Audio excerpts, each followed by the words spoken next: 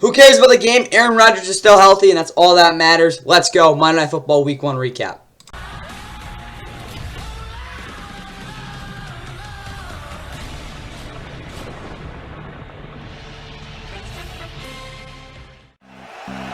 For Rodgers. Floyd was there, and it's a little flip, a catch, a fumble by Hall. And Moody drills it between the yellow line and the goal line. Handoff to Hall. Touchdown Jets.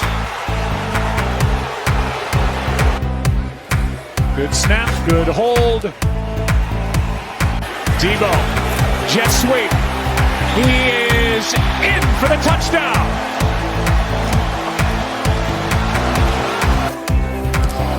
And the second-year pro is second and goal. Mason bobbling it, but a touchdown. Set to have a catch. Play action from Rodgers again. Pressure off the edge, and the pass is broken up and now picked off.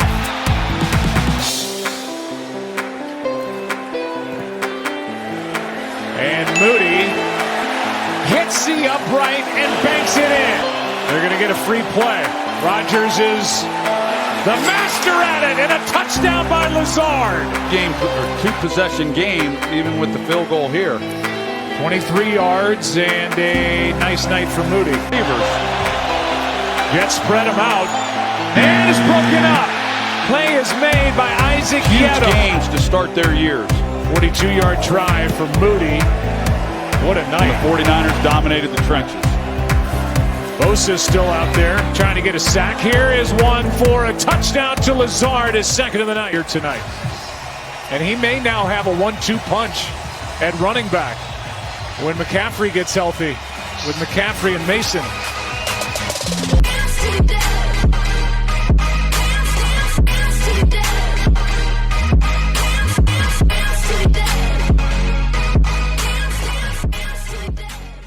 And with that, what is going on, guys? Welcome back to the NFL. Of course, please like and subscribe. Hope you guys enjoyed the Week 1 Monday Night Football recap. Obviously, recapping the final game of Week 1, which is obviously Monday Night Football. We'll not have a doubleheader next week. That, of course, was common in the past 2 years, but I'll just put that out there right now. Either way, though, the Niners stomped on the Jets, won 32-19, which, of course, is now a score-origami. If you didn't know, this score has never happened in the league, so that's probably the best thing to come out of this game. Really wasn't too interesting overall, kind of underwhelming overall. I mean, the Jets offensively just really couldn't get much going downfield really at all. They had some decent plays once in a while, but the running game just really didn't get going either. I just think the Niners did a really good job at fitting that run, and they really kept them in structure as well. As well as, again, a guy like Garrett Wilson really struggled to create separation. It wasn't exactly him. Niners bracketed him super duper well. And then other Jet receivers, I'm not going to say they didn't step up, but they definitely didn't do a great job overall, like individually. But yeah, the Jets obviously lost, but I'm not too concerned about them, honestly. Again, when it came down to it, Aaron Rodgers is healthy, and that's really the biggest thing there. His first game in like 2 years, like really starting. So, big obviously there. But again, I think the biggest thing for, what is it called? This game for the Jets is it's one game, and like again, Aaron Rodgers is healthy, and that's really all that matters. You have a chance when he's there. Of course, they would have taken Tennessee next week, or Nashville to be exact. And it's a pretty big one, obviously, for them. On the other side with the Niners, again, I mean, prototypical Niners, obviously, very bad offseason overall for them. Again, just completely miserable. But they came out and were as advertised. I mean, it would have been nice to see them score a little bit more in the red zone. They didn't have the best red zone guys in CMC, though, so that was a little bit of an issue. Also, Brandon Ayuk wasn't all the way up to speed. And when it comes down to it, again, when you look at the Niners overall, again, pretty solid Week 1 game. Again, no one got injured, just did what you needed to do and got out of there, obviously, with the win. They'll be going to hit Minnesota next week, though. Yeah, also, again, at US Bank Stadium. So that should be interesting. Either way, though, Aaron Rodgers, I mean, overall, again, like I said, it wasn't anything crazy. Again, he was a little bit rusty, obviously. He had that one really nice touchdown where, again, he forced the Niners offside. I think it was like a 36-yarder, obviously, to his guy in Alan Lazard. But he went 13 of 21, 167, touchdown, interception. Again, they kind of just put Tyler Taylor in late because, I mean, like, who the heck cares? 6 of 8 for 36 yards. He also threw a touchdown. But again, Aaron Rodgers' interception, that was kind of a drop pass. It wasn't exactly like a good pass by any means, but again, it got picked off, again, off the tip.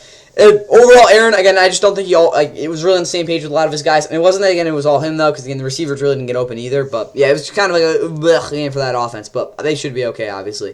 Breece Hall, sort of break tackles, really break open as well. Kind of a frustrating game for him. Of course, he fumbled in the first, one of the first snaps. But he did have one of the lone touchdowns. So, I mean, that does tell something. Allen Lazard, I swear, whenever it's Aaron Rodgers as a quarterback, obviously, he's good. But when he has anyone else, he just completely sucks. So, I don't know what it is with him, but of course, he had that nice touchdown. Also, 6 for 89 was their leading receiver. Garrett Wilson, yes, 6 catches, 60 yards. He somewhat, again, put up something, but I just don't think he had the greatest game, again, for his standards. Breece Hall, 5 catches, 39 yards with someone involved as a receiver. Really, outside of that, no one really was a big guy. Again, it doesn't look like anybody's, like, really receiving threat in this offense. Someone's going to have to step up, in my opinion.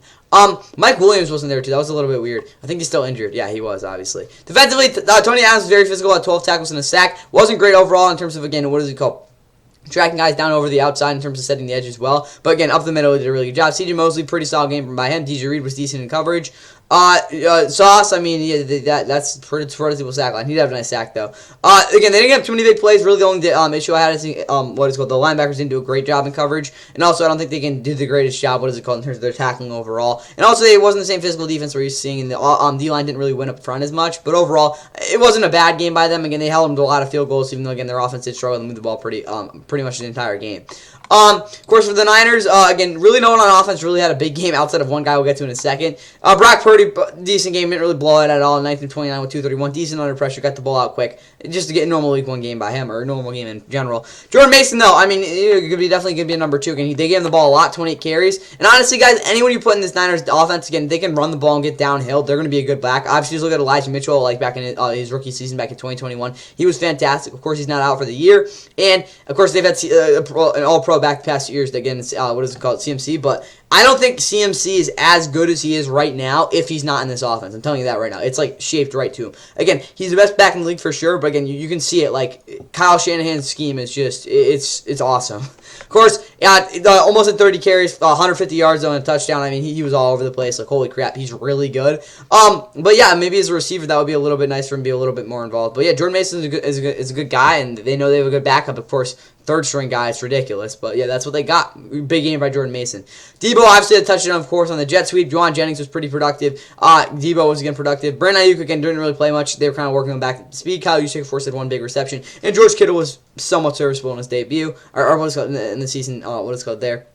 Start the season off. Defensively, I mean, they were flying over the field overall. Coverage-wise, they played a lot of flat zones, and they stuck on it really the whole game. Really, the only issues, I think, there were some plays they leave the receiver wide open over the middle, like over the top of the linebackers. Maybe they can lay that better next week. They should be okay. But, I mean, outside of that, guys, they're really good. I mean, again, as advertised for week 1. Jake Moody, though, was probably the star of the game. He had 6 field goals, 2 of them from 50+. One of them was, again, hit the, upright. But, hey, it still went through. Niners were able to get over 400 yards on offense, though. Again, much of that was on the ground, and that also contributed either nearly 2/3 of the game in terms of possession. 2 crucial turnovers by the Jets, miscues, normal weeks and stuff. That's really all I got for this one, guys. And when it comes down to it, I mean, it's week 1, guys. The Jets actually are pretty efficient overall, though, on 3rd down, which I think is pretty big for them. But again, coming into next week, guys, just consistently for the Niners, again, playing like this, because again, if they can control possession, they should be fine.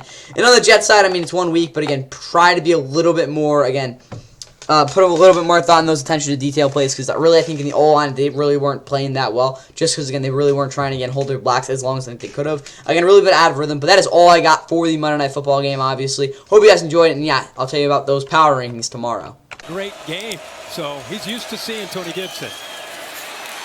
This time Heupel gets the better of it, and Sampson goes into the checkerboard from 9.